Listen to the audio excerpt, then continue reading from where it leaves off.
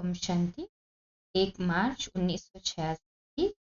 एक टाइटल है होली हंस बुद्धि वृत्ति दृष्टि और मोक्ष। आज आप दादा सर्व होली हंसों की सभा देख रहे। ये साधारण सभा नहीं है, लेकिन रूहानी होली सभा। आप दादा हर एक होली हंस को देख रहे कि सभी कहाँ तक होली हंस की विशेषता अच्छी तरह से जानते हो। सबसे पहले हंस बुद्धि अर्थात सदा हर आत्मा के प्रति श्रेष्ठ और शुभ सोचने वाले।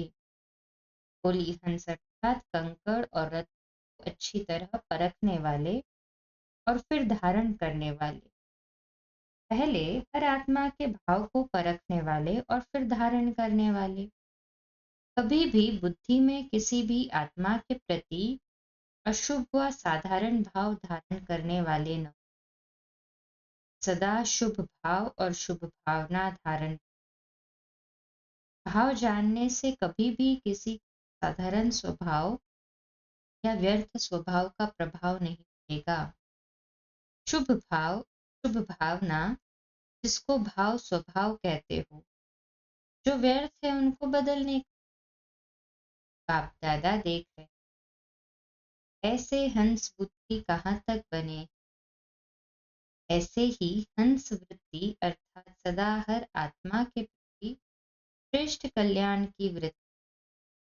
हर आत्मा के अकल्याण की बातें सुनते देखते भी अकल्याण को कल्याण की वृत्ति से बदल लेना, इसको कहते हैं होली हंस। अपने कल्याण की वृत्ति से औरों को भी बदल सकते।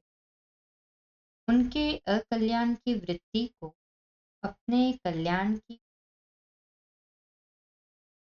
यही होली हंस का कर्तव्य है। प्रमाण दृष्टि में सदा हर आत्मा की श्रेष्ठ शुद्ध स्नेह की दृष्टि कैसा भी, लेकिन अपनी तरफ से सबके प्रति रूहानी आत्मिक की दृष्टि, इसको कहते हैं होली हंस। इसी प्रकार बोल में भी पहले सुनाया है, बुरा बोल अलग चीज, वह तो ब्राह्मणों का बदल गया है। लेकिन व्यर्थ बोल को भी होली हंस मुख भी होली हंस मुख। इसके मुख से कभी व्यर्थ न निकले, इसको कहेंगे हंस।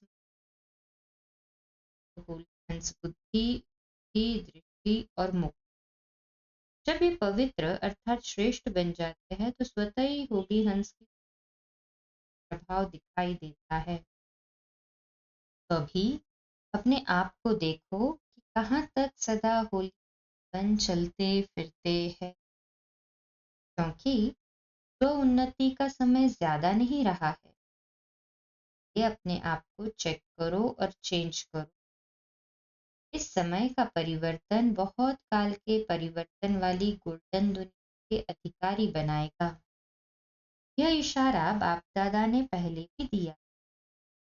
स्व की तरफ डबल अंडरलाइन से अटेंशन का है।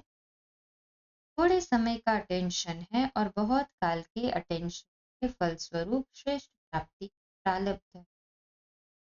इसलिए ये थोड़ा समय बहुत श्रेष्ठ सुहावना है।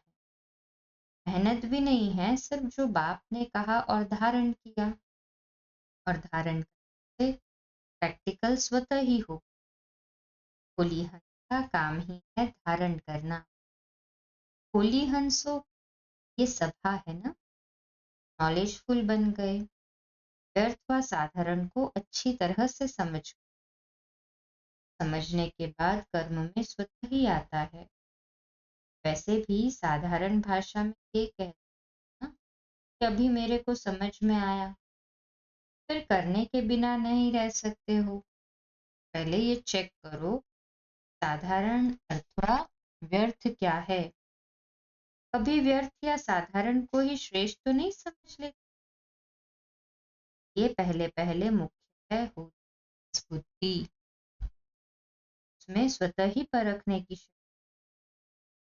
क्योंकि व्यर्थ संकल्प और व्यर्थ समय तब जाता जब उसकी परख नहीं रहती कि ये राइट है या रॉन्ग। अपने व्यर्थ को रॉन्ग को राइट समझ लेते हैं तभी ज्यादा व्यर्थ समय जाता है व्यर्थ, लेकिन समझते हैं कि मैं समर्थ राइट सोच रही हूँ, जो मैंने कहा वही राइट है, ये व्यर्थ जाता है।